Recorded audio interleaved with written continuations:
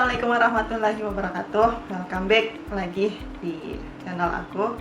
Dan hari ini aku nggak sendiri lagi. Aku bareng Dea. Hai Dea, boleh perkenalan? Jadi nama aku Dianisa Dirahmani, biasa dipanggil Dea. Aku sekarang second semester student di IAIUM, tapi UG. Dia UG, aku PG. Nah, hari ini kita mau ngebahas apa? All about IAIUM ya. Juga aku udah beberapa kali dapat mention juga baik dari Instagram atau komen sebelumnya di YouTube tentang mengenai IAIUM sendiri. Nah, kebetulan aku sama Dea yang perwakilan daripada UG sekaligus nih paket lengkap, dan aku perwakilan sebagai master gimana sih mulai dari daftar di IAIUM, cara perkuliahan bahkan sampai biaya. Yuk simak terus.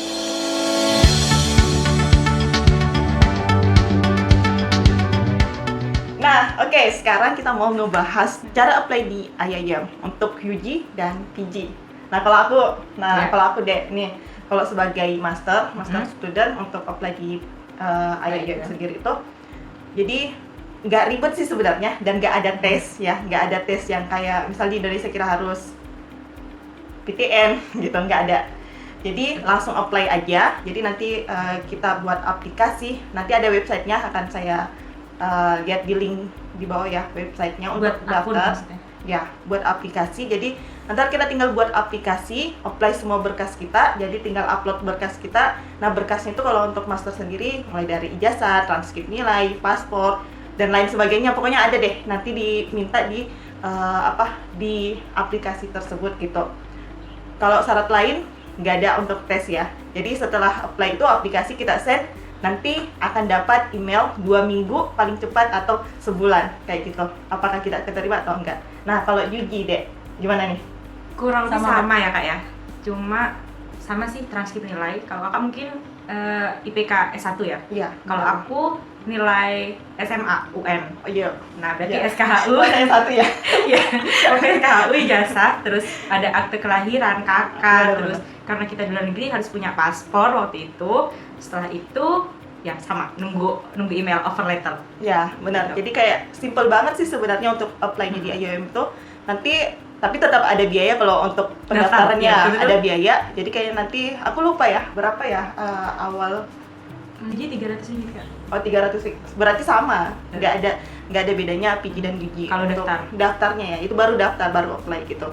Jadi nanti kita tinggal nunggu email. Tapi kalau teman-teman juga misalnya bingung atau cara daftarnya gimana, bisa banget untuk hubungin langsung PPI IAIUM. Nanti aku kasih IG-nya, kalian bisa langsung DM langsung, atau bisa juga chat lihat di website gitu. Di linknya juga di bio ada guidebooknya gitu untuk panduan-panduan dan tentang IAIUM. Bener, kalian nggak sendiri kok kalau mau masuk IAIUM, ada kok persatuan pelajarnya. Nah, ini kita buktinya. Oke, next. Nah, yang sering banget ditanyain Dek. Apa tuh Kak? Pasti paling sensitif nih. Apa? Biayanya. Oh ya. Biaya di IAIUM kalau apply-nya. Nah, misal nih kan tadi kita udah ceritanya, kita udah apply kan, dan alhamdulillah kita keterima. Itu kalau biayanya. Kalau dari Awal ya Kak ya? Ya. Pertama tuh ada 2 visa ketika kita harus ke Malaysia. Pertama visa approval letter dan single entry visa. Kalau untuk UG itu visa approval letternya 1.500 ringgit, itu berarti sekitar 5 juta rupiah. Terus untuk single entry visanya itu 850.000 rupiah kalau nggak salah, yang kita urus di Jakarta itu. Gimana Pak? Betul. Terus habis itu untuk perjurusan itu beda-beda sebenarnya Kak. Untuk jurusan aku sendiri waktu itu harganya sebenarnya untuk per semesternya 4.000 something, 4.500-an. Tapi karena di awal itu kita harus membayar untuk 1 tahun, untuk 2 semester, jadi total yang aku bayar itu 10.800 ringgit, berarti sekitar 40 jutaan. Oh iya. Mantap. Itu untuk UG ya, maksudnya. Jadi memang sama sebenarnya, mirip sih sama PG. Kayak misalnya kalau pas visa tadi itu sama. Visa approval letter. Itu nggak ada bedanya sama PG sama UG. Nah, tapi kalau untuk tuition fee-nya yang awal, kalau tadi dia memang langsung ngambil 2 semester ya. Nah, sama kalau PG juga langsung ngambil 2 semester. Makanya waktu zaman aku tuh 2019 masuk awal itu aku tuh bayar 7 ribuan ya. 7 ribuan itu udah 2 semester hitungannya. Tapi karena PG itu beda lagi nanti Oh. cara pengambilannya gitu. Jadi memang IOM ngambil banyak di awal, jadi kayak sistem deposit sih. Iya betul, sistem deposit. Oke, nah sekarang lah kita next lagi nih yang Ya. mungkin banyak tanya juga tentang apakah masuk IOM itu perlu nggak sih kita Nah, ada sertifikat TOEFL, Betul. IELTS, apakah TOEFL berlaku di IOM atau gimana? Sejarah kan kita banyak banget yang nanya itu. ya kan? Gimana kalau Kalau di UG sendiri untuk daftarnya itu nggak yang harus punya IELTS atau TOEFL. Tapi kalau misalnya kamu punya dan ternyata nilai IELTS atau TOEFL kamu tuh sudah memenuhi persyaratan dari kuliah kamu, maksudnya departemen kamu gitu, itu it's okay. Jadi kamu nggak usah ikut yang namanya English Placement Test gitu. Nah benar, tapi kalau misalnya kita nggak punya, Gak usah khawatir, ada juga nanti bakal Oh. ada Arabic Placement Test sama English Placement Test setelah kita enrollment atau registrasi ulang. Jadi nanti bakal ada itu EPT. Kalau kita lulus, kita bisa langsung kuliah. Tapi kalau misalnya kita nggak lulus, kita bakal masuk ke kelas bahasa. apa nama? CELTED. CELTED. Ini Iya. kelas penyaringan bahasa. Jadi mungkin for your information aja, kalau di IOM sendiri itu kita adanya 2 bahasa ya, bahasa Inggris dan bahasa Arab. Jangan bahasa Indonesia. Bahasa Inggris dan bahasa Arab gitu. Nggak ada. Kalau misalnya PG, nah kalau misalnya sama ya tadi PG ya untuk tes masuknya, maksudnya apakah penting, apakah harus atau enggak, itu yang nggak harus Nggak gitu, harus. sama gitu. Nanti ketika selesai enrollment, kita nanti akan ada tesnya, tes bahasa yaitu English dan Arabic. Tapi nah di sini nih bedanya sama PG kali. Gimana Kak? Nah, kalau PG itu khusus kayak misalnya aku kan ngambilnya education, dan education itu kita nggak belajar bahasa Arab. Oh ya So, sih. aku cuma ngambil Bahasa EPT, Inggris. ya. EPT. Jadi tes aku itu cuma bahasa Oh. Inggris. Beda banget sama UG. Iya. Jadi kalau UG semua jurusan itu tetap harus ngambil EPT, APT. Yang membedakan adalah kalau fakultasnya kayak aku, kuliahnya kayak aku, IRK yang belajarnya itu 70% pakai bahasa Arab, kita bahasa Arabnya harus lulus sampai level 6, level tertinggi. Nah, Jadi kalau ya. kalau jurusan lain yang selain fakultas aku, yang kayak engineering atau arsitek dan education itu bahasa Arabnya cukup sampai level 2. Oh iya. Dan mereka bisa disambi sama kuliah gitu Nah, ngambilnya. bandnya ya berarti lebih kepada skornya Ya, yang skornya membedakan, itu yang tapi membedakan. wajib ngambil Wajib, semua. semuanya wajib ngambil bahasa Arab. Nah bedanya kalau PG gitu, tapi nggak semua jurusan ya, kayak tadi misalnya IRK nih, kayak teman aku yang PG IRK, dia tetap ngambil bahasa Inggris, tapi levelnya cuman sampai level 3 gitu, tapi bahasa Arab wajib. Tapi opposite dengan kita yang purely cuman menggunakan bahasa Inggris, jadi kita nggak ada Nggak ada APT. Iya, nggak ada Kalau APT. Kak Wildana bahasa Inggrisnya waktu itu bandnya berapa minimal? Kalau education bandnya itu adalah 6. Oh, nah Gitu. kalau IRK karena aku pakai bahasa Arab, 70% bahasa Arab, 30% bahasa Inggris, jadi bahasa Inggrisnya itu aku cukup 5,5. Oh, oke. Kalau kita 6 itu overallnya 6 ya. Jadi kayak ada tesnya listening, speaking, reading gitu. Writing. Iya benar, sama writing. Lupa. Writing gitu. Nah, tapi di education sendiri itu kan tergantung jurusan dulu, tergantung specialize. Ada juga yang bandnya 7. Oh, apa? Ya, yang 7 itu tentu tahu apa jurusannya apa, yaitu English. ya teaching English. Karena yang teaching Arabic juga kalau yang bahasa Arab yang lain itu 6, yang teaching Arabic ini 7. Oh iya, Gitu. benar-benar. Jadi nanti akan sesuai dengan jurusan. Jadi ada yang Sesuai minor 5 juga. gitu, 5 bisa lulus.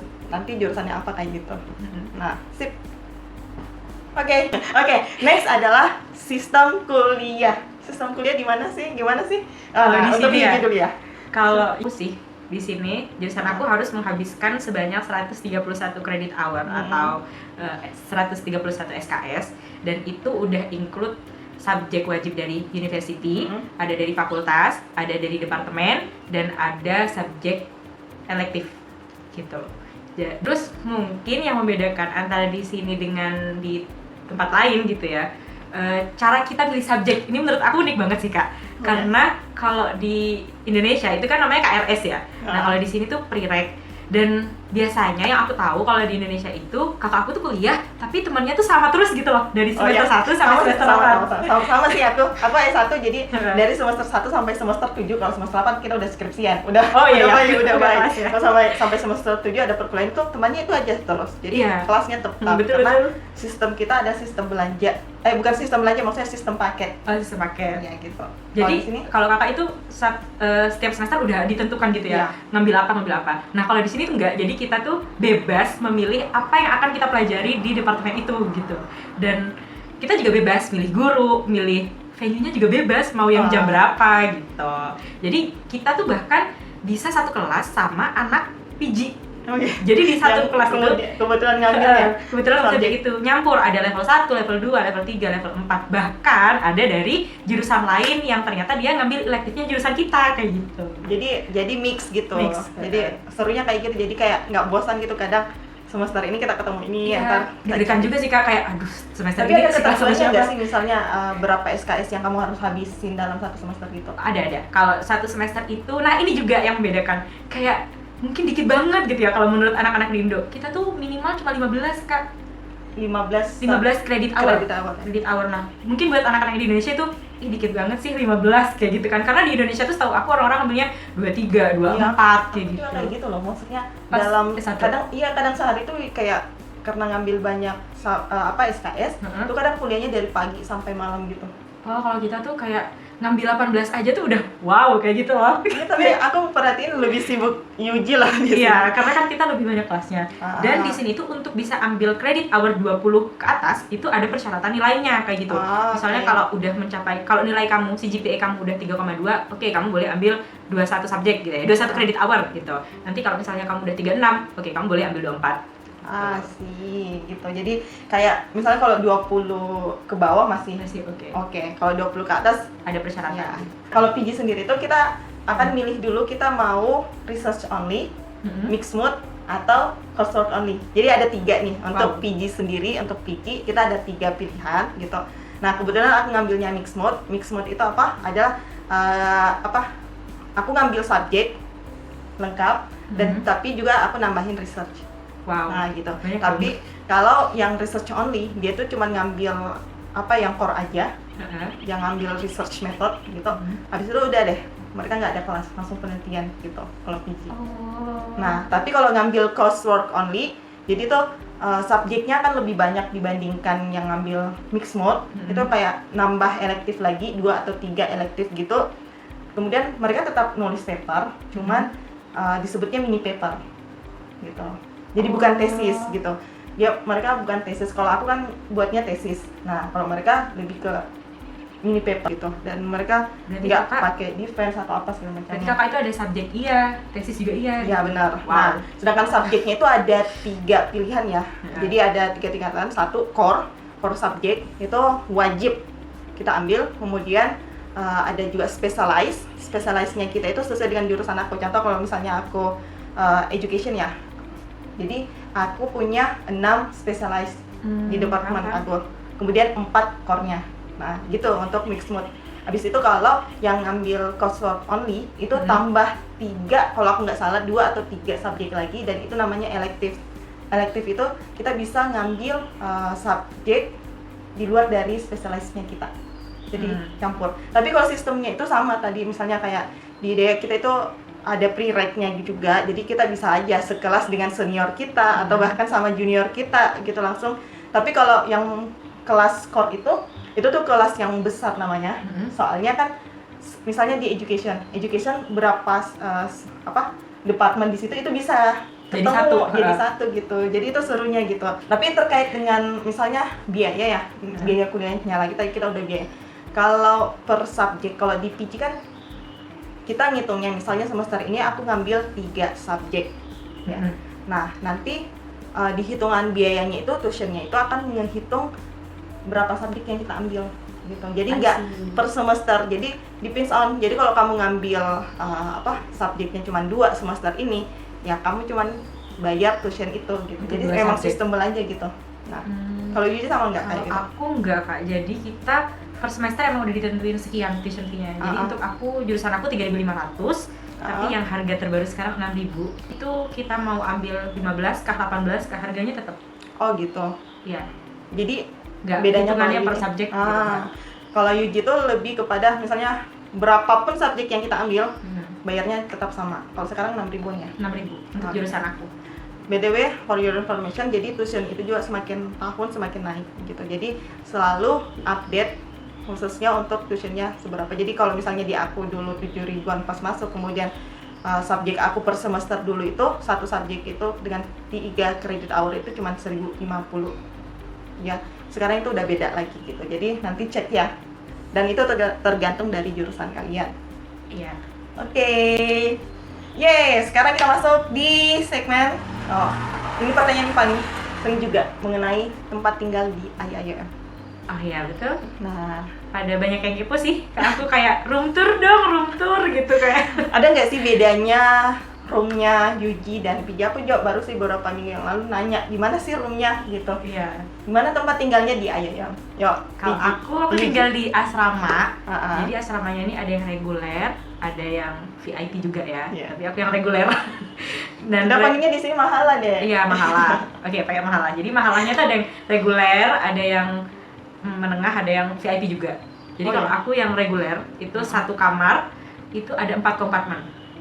Gitu. Dan di jadi alhamdulillahnya kita masih punya privacy ya antara satu sama yang lainnya, kayak terhalang oleh dinding-dinding gitu. Oh ya. Tapi tetap kedengeran sih kalau kita bicara. Tapi nggak gitu. pakai ranjang susun itu kan? Enggak. Kita pakai ranjangnya sendiri-sendiri dong. Terus fasilitasnya juga banyak. Ada setiap kompartemen itu pasti ada meja belajar, ada laci, ada kipas, ada lemarinya juga gede itu. Terus ada rak sepatu bareng-bareng gitu sih. Terus ada yang agak mahal dikit itu yang twin. Jadi Oh, iya. satu kamar berdua. Tapi itu menurut aku kurang privacy ya. Karena ranjangnya 2 di satu kamar tapi hadap-hadap apa? Dia bisa saling Samping-sampingan. lihat samping-sampingan gitu loh, walaupun punya meja belajar sendiri gitu, tapi enaknya kamar mandinya dalam dan nggak nyampur sama yang lain kayak gitu. Terus kalau yang VIP itu bener-bener satu kamar sendiri, tapi bedanya sama PG, kalau PG itu kan pakai kipas angin ya kan.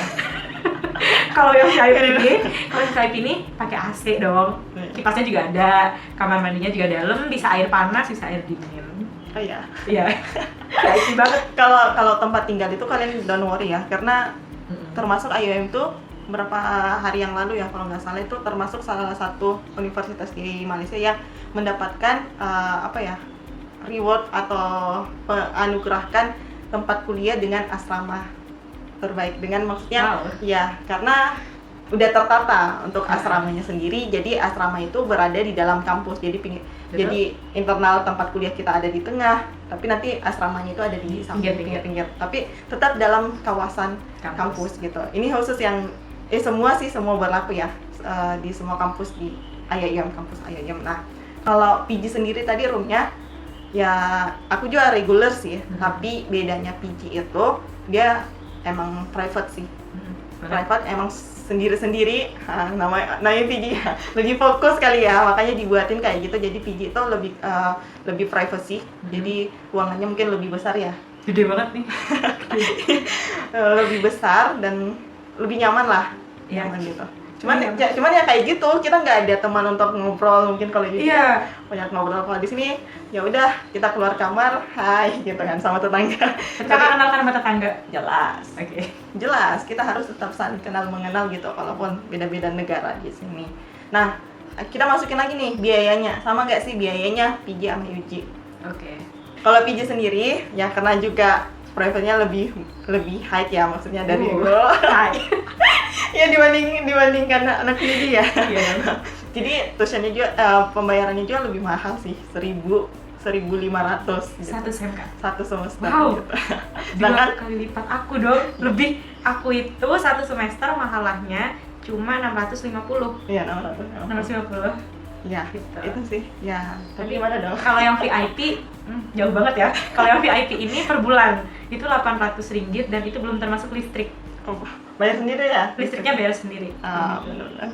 Tapi untuk PG sendiri ya, kalian sebenarnya ada dua sih pilihan untuk asrama tinggalnya di sini tuh. Kalian bisa pilih tinggal di asrama gitu, tapi kalian bisa juga pilih tinggal di luar gitu. Dan mostly kebanyakan ya, nggak mostly sih, banyak sih di antara teman-teman PG khususnya, apalagi yang udah berkeluarga, ya kan? Oke. Otomatis yang udah berkeluarga mereka akan milihnya tinggal di luar gitu, nyewa Apartemen atau sewa rumah kayak gitu. Tapi kalau buat kalian yang single, better kalian Better masuk di sini. mahal sih. Karena juga akses ke kampus lebih mudah, ke library, ke bank, kemana-mana gitu. Kalau di luar kalian harus mikirin lagi masalah transportasinya, Nah, kalian harus kayak mana, kemudian kalau ada apa-apa juga nggak bisa langsung ke kampus gitu kan, apalagi kayak misalnya kayak gini kan, kita lockdown total dari tahun kemarin, jadi kita terputus akses kita keluar gitu, yang di luar nggak bisa masuk kampus, yang kita juga nggak bisa keluar gitu, jadi gitu lah. Dan Tapi kelebihannya apa coba Kak? Aku yang suka di sini tuh apa? makanan di sini lebih murah Oh iya, benar. Mendingan ya kita endorse ya untuk tinggal di. Ya, karena makanan, tempat apa semuanya tuh udah lengkap ya. Tinggal di asrama, yang penting kalian punya duit sih. Ya. Laundry pun juga ada, kantin Ada. setiap asrama ada gitu. Tempat shopnya juga ada, dan pemandangan di sini keren gitu. Oke, next. Ya, kita tadi udah nyinggung nih masalah kayak misalnya tempat makanan, kemudian shopnya atau apa kayak gitu. Nah, dia kalau kamu sendiri nih ngabisin duit berapa? Kamu ngabisin duit berapa per bulannya gitu? Biar pada tahu nih siapa. Kok malu ya? Berapa ya Kak? Aku kalau dulu sebelum ada corona, mungkin karena sibuk ya, aku jarang makan sih. Oh iya. Aku dulu bisa kurang dari 10 ringgit setiap harinya. Oh. Ya. Karena corona. Jadi dan karena corona dan gak boleh keluar, kayak aku merasa ya makan itu adalah happiness untuk aku. Aku jujur setelah corona aku malah lebih boros di makan, karena ya itu untuk mengobati homesick aku juga sih kadang. Terus ya gitu, karena gak boleh keluar, jadi aku sekarang spend uangnya itu setiap harinya bisa 10-15 ringgit untuk makan aja. Untuk makan. Jadi kalau sebulan kamu bisa Kalau habis? sebulan aku sekitar 400-500 ringgit. Oke. Gitu. Tapi ini akan depends on personalnya ya. Iya. Untuk soalnya yang kita biayai di sini untuk ini nggak termasuk asrama ya. Jadi personal untuk belanjanya kita, untuk makannya kita. Jadi di sini tuh sebenarnya 3 ringgit itu sekali makan udah ada sih. Udah ada, tapi cuma nasi bujang Kak. Nasi bujang itu yang nasi, telur dadar, sama kuah, udah itu doang. Ya, tapi kan alhamdulillah kan ya. Alhamdulillah, Kan bisa Kak. makan. Jadi personalnya kita jadi bisa untuk disisihkan budgetnya. Nah, kalau apa ya? Jadi tergantung dari teman-teman, soalnya di asrama sendiri walaupun murah gitu ya, tapi kalau konsumsinya banyak sama aja. Apalagi kalau udah punya aplikasi GoFood atau GrabFood, Panda gitu. Nah, itu tuh yang Sama biasa aja, ngabisin duit gitu. Jadi kalau aku tipe orang yang baik corona atau enggak corona sama aja sih, Oh gitu. aku bukan tipe yang ngabisin makan gitu loh. Enggak. Aku suka makan Kak. Oh, iya. Gimana dong? Kan kita beda orang. Aku Iya. kadang jadi kayak misalnya makanan pokoknya tuh sekali doang, misalnya dimakan siang, aku paling ini penting itu adalah makan siangnya. Nah, kalau terus makan paginya kadang aku cuman minum susu atau apa gitu, sereal untuk pagi gitu. Jadi aku spendnya itu 300 sampai 350 itu udah cukup untuk aku. Oh, aku ingat Kak, kenapa aku hemat banget dulu sebelum corona. Karena Kenapa? dulu selalu ada free food di masjid setiap hari. Lah kita kan corona lebih banyak free food kan. Iya sih, tapi kayak ketika corona tuh aku untuk ngambil free food, aduh free food lagi, kayak oke lah. BTW untuk di sini banyak banget sih sebenarnya Iya, free makanan food. gratis ya, makanan gratis, free foodnya. Apalagi kalau dulu sebelum corona itu setiap Jumat pasti selalu ada di masjid, ke masjid aja. Tapi kalau sekarang itu selalu ada juga, kayak Senin sampai Kamis. Tapi terbatas. Ada ya, terbatas. Nggak sebanyak dulu ketika sebelum corona. Tapi waktu awal corona, jadi kita ngomongin awal corona ya. Soalnya itu makannya sampai 3 kali sehari, dan kita Iya, yang belum wow habis banget ya. makan ada lagi sampai berat badan. Masya Allah banget. Pokoknya insya Allah aman sih kalau masalah makanan di sini. Sip. Nggak perlu khawatir. Dan banyak banget makanan di sini, maksudnya kalau masalah makanan ya, dari selera Indonesia mungkin ya sampai yang Arab itu ada semua di sini. Western food juga ada gitu. Dan menurut aku nggak begitu susah kok untuk adaptasi sama makanan di Malaysia. di IAIM khususnya. Khususnya di IAIM. Soalnya udah ada semua. Tinggal kamu nyari informasi aja. Makanan ini tuh adanya di mahala mana gitu. Iya. Tinggal nyari. Ada juga kok ibu-ibu dari Indonesia. Mostly ibu-ibunya Indonesia malah yang jualan gitu kan. Jadi cita rasanya agak mirip Ya, itu Indonesia. khusus yang makan Indonesia. Iya. Ya kali kalau makanan Arab. Hai buat teman-teman yang ada pertanyaan atau mau menanyakan sesuatu, boleh banget untuk tuliskan di kolom komentar gitu. But sekali lagi terima kasih Dea untuk Terima kasih sharing juga, untuk Kak. ke kita, khususnya untuk informasi UG-nya. Mana tahu ada teman-teman di sini yang mau daftar. Oh ya, lupa, untuk pendaftaran di IAIM sendiri tuh itu tuh kayak nggak ada batasnya gitu. Jadi ketika kamu apply untuk bulan ini dan kamu keterimanya di semester ini misalnya, nanti next semester kamu udah bisa kuliah gitu. Jadi Iya. kapanpun kamu apply nggak sesuai tahun ajaran gitu. Nah, tapi nanti akan sesuai akan masuk di semester selanjutnya. So that's all for today. Again, thank you. Bye bye. Assalamualaikum warahmatullahi wabarakatuh.